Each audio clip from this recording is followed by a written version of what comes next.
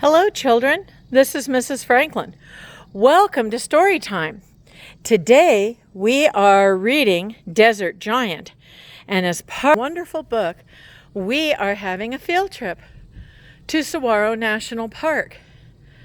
You can see the saguaro forest. Can you see them all? I can't even count how many beautiful saguaros there are. And some of them have, if you can see this group over here, you can see the white flowers up on top.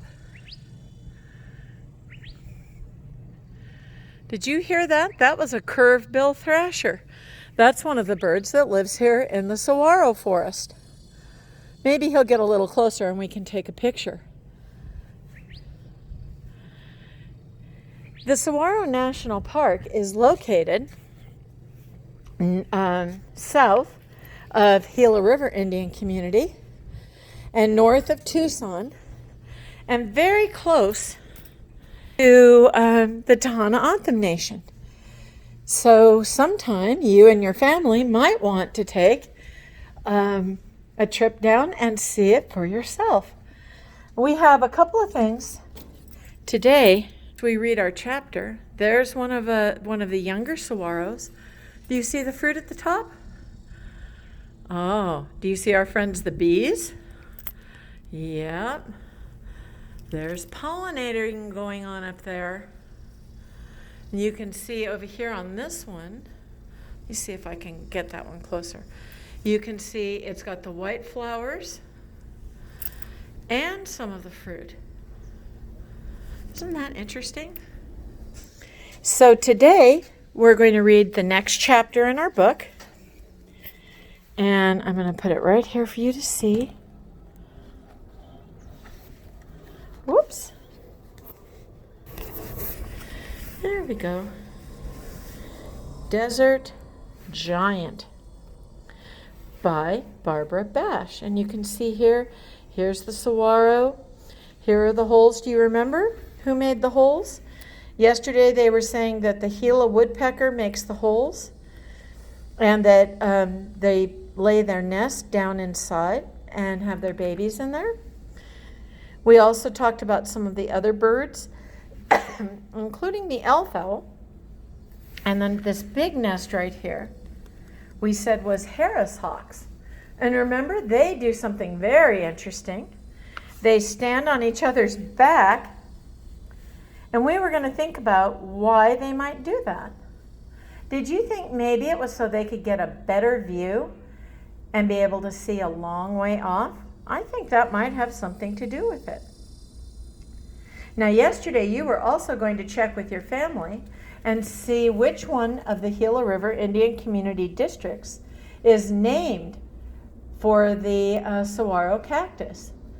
Did you find out that it's Hashankook or District 2? Yes, it is, because in O'odham, the name for the beautiful cactus is Hashan. Okay, so let's read. There's our Harris hawk, by the way, with its nest. So now we're going to talk about pollinating. Oh my, look what you see. That's the moon. And who do you see right here? Coming to the flowers. Who would have guessed that bats might be a pollinator? Nighttime, the moon shines in the dark sky. It is May, time for saguaro to blossom. Out of the top of the cactus, high above the ground, the buds emerge and open into large, milky white flowers with yellow centers. Each flower opens only once in the cool of the night and closes by the following afternoon. Suddenly, you hear a flapping of wings. A long-nosed bat has come to drink the nectar hidden deep in the center of the flower. As the bat drinks, the pollen dust sticks to its face and is carried along to pollinate the next bloom. So bats, as well as bees and some of our other birds, are pollinators for the cactus. They go to get a drink of the nectar, the sweet, sweet nectar, and then they get pollen all over their face and carry it to the next flower. Oh, and here's one I bet you that you have at your house right now. Do you have the dove with the white wings? I know I do. And look what it's doing. Oh my goodness. Why do you think it put its head in the flower? If you're thinking maybe it's drinking the nectar, I think you're right. The next morning, the white-winged doves arrive. They like to drink the flower nectar too. One lands on top of the saguaro and dunks its head way inside.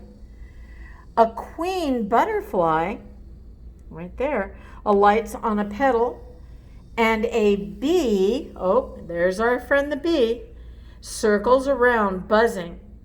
Every creature that drinks the nectar picks up more pollen and carries it on to fertilize the next flower. When the flower is fertilized, the fruit can begin to form. Remember, we saw the saguaro fruit that fell off of the cactus, and we could easily see the seeds that were inside. Yeah, I think everybody remembers that from the other day. It is very hot out under the desert sun. By early afternoon, the flowers that opened the night before have closed, and the doves have flown into the shade to rest. That's because we both know it is very, very hot. Okay, that's going to be the end of our story time for today. I hope you enjoyed visiting with me here at Saguaro National Park and that you enjoyed finding out about the pollinators. Tomorrow, we're going to talk about the indigenous communities, the native communities that enjoy the fruit. I know a community that enjoys the fruit. Do you know anybody that goes and harvests saguaro fruit? I'll bet you do. All right.